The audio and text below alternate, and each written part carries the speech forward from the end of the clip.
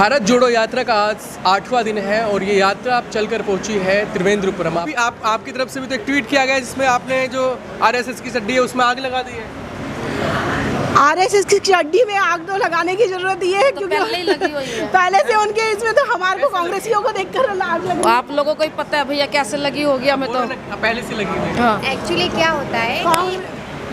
क्या होता है कि दोनों दलों के समर्थक होते हैं और उन समर्थकों में एक जुनून होता है, तो उनके द्वारा ऐसी पोस्ट कर दी जाती है। और ऐसी बीजेपी में कई लोग हैं जो राहुल गांधी जी को पप्पू बोलते हैं, कुछ भी बोलते हैं, उनके लिए तो भी तो प्रश्न बनता है। सीधा सामने जिस तरीके से आपकी तरफ से ट्वीट किया गया जिसमें चड्डी में आग लगा दी गई है, वो कह रहे हैं कि ये जो आरएसएस का है इसका अपमान किया जा रहा है।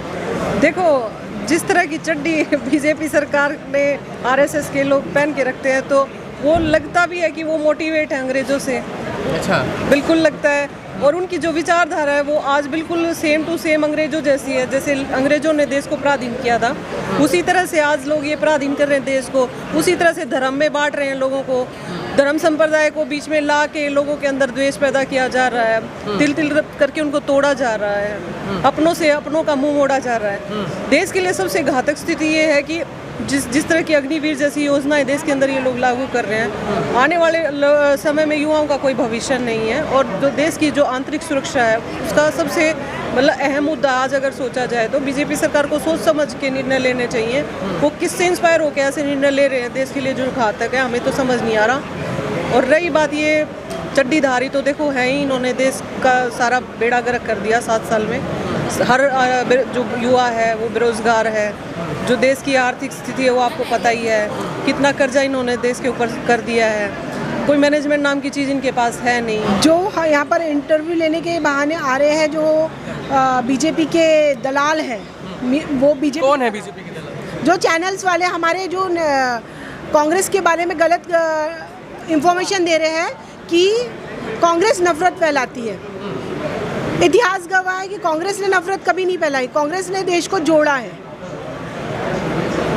तो वो लोग खुद नफरत फैला रहे हैं, हिंदू मुस्लिम करके वो लोग नफरत फैला रहे हैं। सुधीर जी, मैं आपको वार्न करते हैं, हम लोग पूरी महिलाएं वार्न करती है कि आप गलत नफरत ना फैलाएं, लोगों के बीच में गलत कांग्रेस की अफवाह ना करें। बड़े पत्रकारों में नाम आता है उनका। बड़े पत्रकार बिकाऊ भी तो होते हैं। मतलब सुधीर चौधरी बिकाऊ है? हाँ, बिकाऊ है, बीजेपी के बिकाऊ है वो। उनको इतिहास शब्द पता है? पहले तो उससे ये पूछो इतिहास है क्या। अगर उन्हें इतिहास पता है, वो कह रहे हैं कि राहुल गांधी जी इतिहास पढ़े। आरएसएस का इतिहास पढ़ने की हम लोगों को जरूरत नहीं है, भारतीयों को, क्योंकि भारत का सिर्फ एक संविधान है और भारत का जो इतिहास है वो भी एक है। तो हमें आरएसएस का संविधान पढ़ने की नंबर 1 टीआरपी है उनके प्रोग्राम को जो देते हैं डीएनए, जो अभी चल रहा है उनका ब्लैक एंड व्हाइट टीआरपी। वो लोग जानते हैं ना, पब्लिक तो जानने लगी असलियत, इसलिए देख रही है कि देखो कैसे बीजेपी फैला रही है नफरत करके। कांग्रेस के बारे में गलत इंफॉर्मेशन देकर बीजेपी नफरत फैला रही है, ये पूरा पब्लिक जानता है। राहुल जी तो कदम से निकाल पड़े हैं, उनको आग लग चुकी है। इसीलिए वो जो पिक्स जो आरएसएस की पिक जो भेजी गई है कि आग लग रही है, तो उनको पूरी तरह से आग लगी है, ये हमारा बोलना है।